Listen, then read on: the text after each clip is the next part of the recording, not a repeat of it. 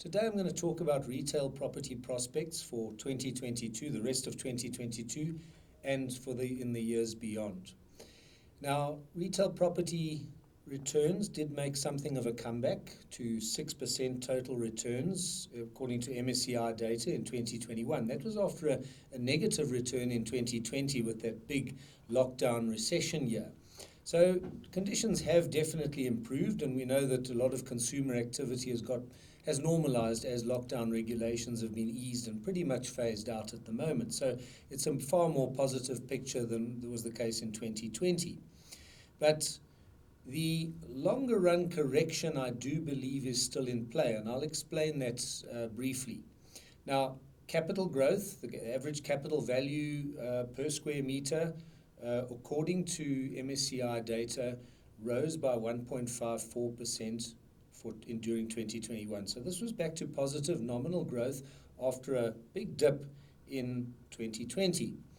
But 1.54% does not keep up with inflation. So when I adjust with GDP inflation, you still get to a negative real growth rate. In other words, in 2021, in real terms, the value correction for retail property was still continuing. And this has been a multi-year correction. 5 of the past 6 years have seen negative real growth. So the correction started just after the peak in real values, the highest value on record in real terms in 2015.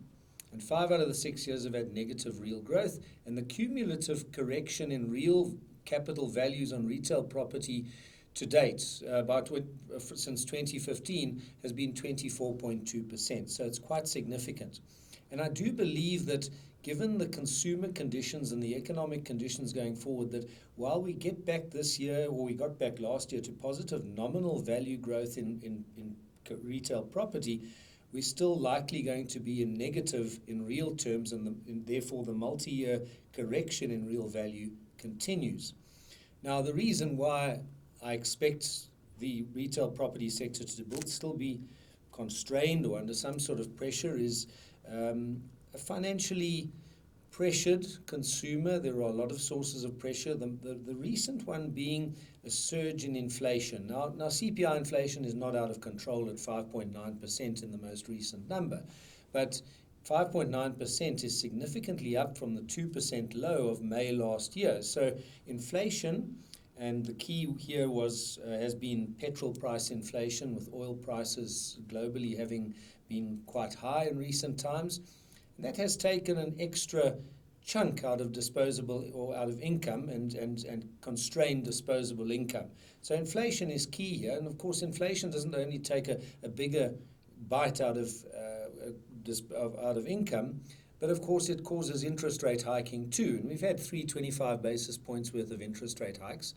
And the FNB view is for those rate hikes to continue, and we're now at 7.75% prime rate. We expect to end the year at 8.75% prime, and then 1 or 2 further increases in interest rates next year. So interest rates exert increasing pressure on consumers as well. So there's significant pressure, and then there's of course the risk of food price inflation, the war in the Ukraine hitting agriculture in that part of the world severely and has exerted upward pressure on global food prices. So there's a risk of food price inflation effects coming through as well. So inflation is not only a local problem, a worldwide problem, and that impacts on retail, and that impacts on retail property significantly too. So I think given this, and if we look at the FNB Consumer Confidence Index, in the first quarter, I think it reflected some of these inflationary pressures. It was -9, which was a weak number in the fourth quarter of last year. It deteriorated to -13. So those type of conditions suggest to me that the consumer is still under pressure, the confidence is still weak, and that filters through to retail property. So we continue this year with low single-digit capital growth or income growth on property and capital growth on property, and that remains negative in real terms, and so the longer-term real value correction in retail property continues.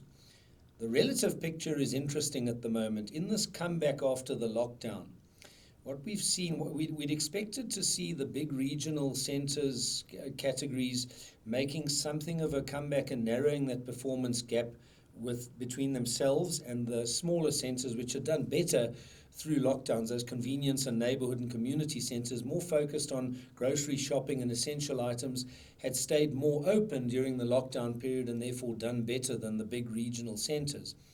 We have seen a noticeable comeback in income on super regionals, but the smaller, the regular regionals and the smaller regionals, not so the case. They seem to be caught in some sort of a no man's land. So the small centres still doing relatively well, the super regionals making a comeback, and the smaller regionals caught somewhere in the middle. So those the super regionals benefiting from the recovery of entertainment, the restaurant business as activity normalizes.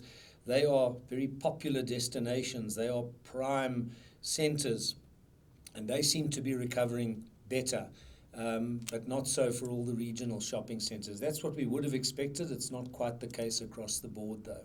That's the relative performance. That's what we're seeing in our card spend numbers that where we have identified or linked them to centre categories, is super regionals making a relatively strong comeback and narrowing the gap in performance with the smaller centres. And that's my story. Thank you very much.